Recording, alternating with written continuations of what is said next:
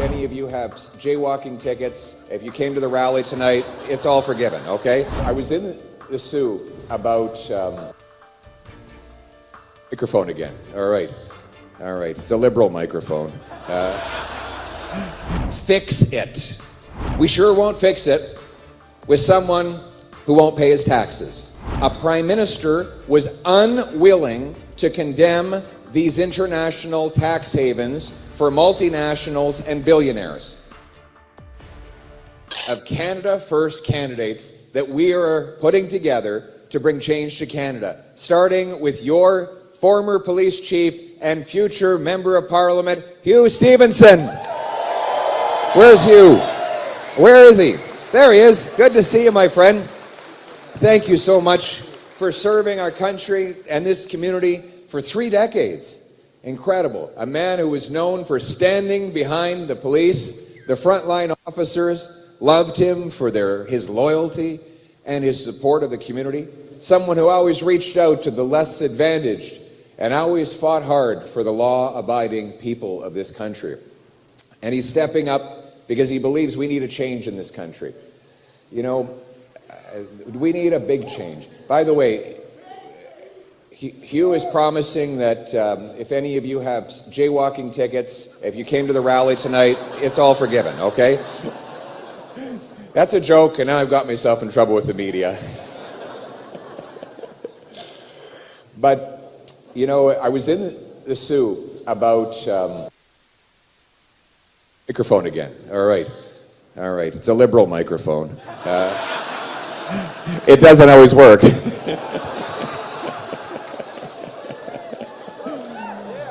Still, I've never met a mic I didn't like.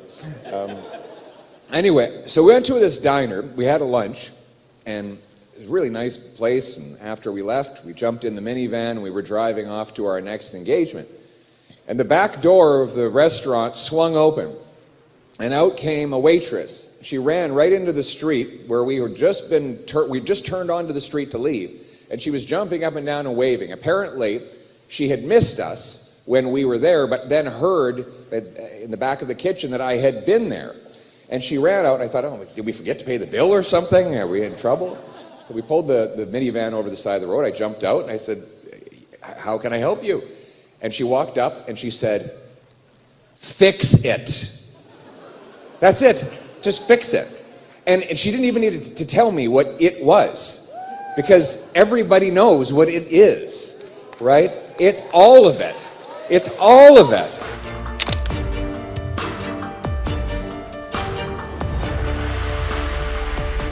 We sure won't fix it with someone who won't pay his taxes. Yep. Today, this is breaking news. Mark Carney was asked point blank if, as Prime Minister of Canada, he would condemn tax havens, international tax havens in the Caribbean, where multinational corporations stash their cash to avoid paying what they owe. Now, for the first time in the history of Canada, a Prime Minister was unwilling to condemn these international tax havens for multinationals and billionaires. Just today, he dodged the question just like he dodged his taxes. And you know why? Because he's in a conflict of interest. He has billions of dollars of his company assets stashed away in Bermuda in a post office box above a bicycle shop. You know, he didn't put the money there because it's nice weather in Bermuda. He put it there because Bermuda is known as the most flagrant tax haven anywhere on earth. And his company has been called Canada's biggest tax dodger. Now, that would be a terrible thing for him to have in his past, but it's not the past. It's the present. He continues to have millions of dollars invested in this company, which is hiding its money away from paying taxes. So let's get this straight. While the police officers here in the Sault, or that waitress who's struggling to feed her kids, or the small businesses that are hanging on by a thread, are forced to pay high liberal taxes, is Mark Carney, our Prime Minister, is still invested in tax havens that dodge his bill.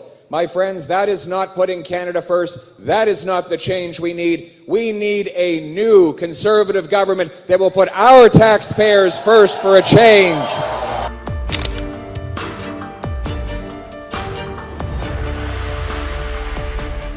Air Force members, you're a soldier? But we got a veteran over here. All these hardworking people, thank you very much for your service. Give them a big round of applause.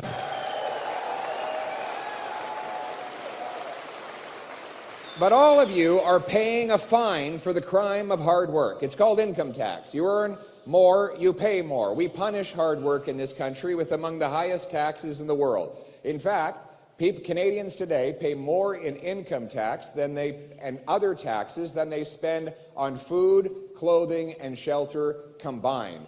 Income taxes, sales taxes, carbon taxes, gas taxes, business taxes, property taxes. The list goes on, a tax on a tax on a tax on a tax. And if that's not enough to drive you to drink, well, they're taxing your liquor and your booze too. So we're going to make work pay again. A Canada First Conservative government will cut income tax for the average senior and worker by 15%. So you keep your money for a change.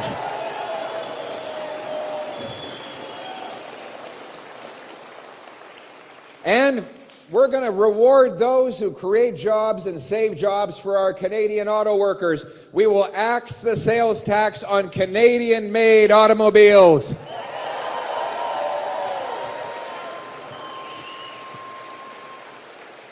And then there's the carbon tax.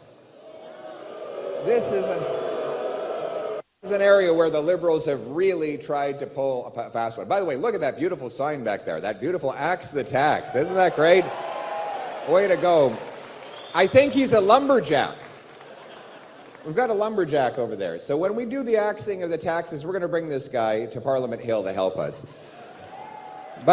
So the Liberals brought in the carbon tax for the last 7 years. 7 years, and they put the law, it's still in place, that allows them to raise the tax up to 61 cents a litre in their next term in office.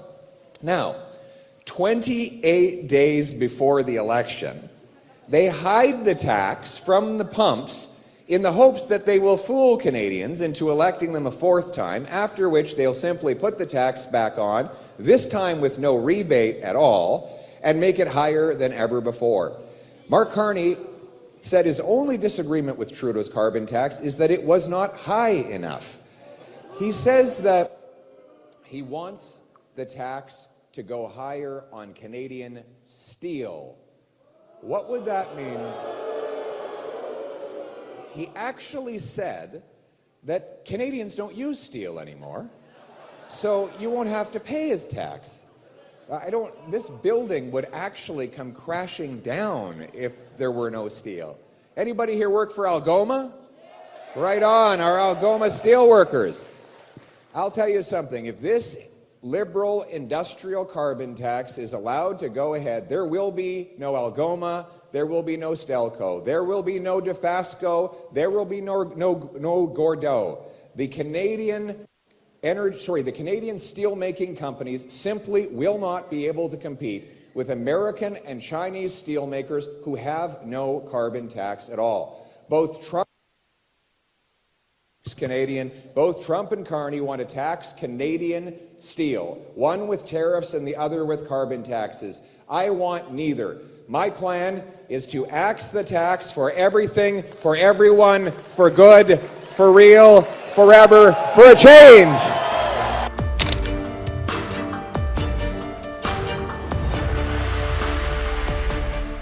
I've got an apprenticeship myself right now. I'm apprenticing to be a cabinet maker, but it's okay. It was a dad joke. It was not that bad. Come on. I'm here all night, folks. But you're right. You need more apprentices. You need more skilled trades, right? So I'll tell you what else we're going to do. We're going to bring tax fairness. Because right now a CEO can write off the full cost of his private jet, but a tradesman can only write off $4,000 for the whole year. Some of these guys do 20 trips a year to go from the Soo to Timmins to a gold mine. They might then go off to Fort Mac or out east to the offshore. That costs tens of thousands of dollars. We're going to pass the Tax Fairness for Traveling Trades Workers Act so that you can write off the full cost of food, transportation, and accommodation and bring home a paycheck. And I'm going to be giving a big, beautiful present to every high school principal. It's going to be a box about the size of this stage, and in it is going to be a module for every licensed trade on how they can start our 14 and 15-year-olds off doing pre-apprenticeships and even getting some of their Red Seal apprenticeship hours before they graduate from school.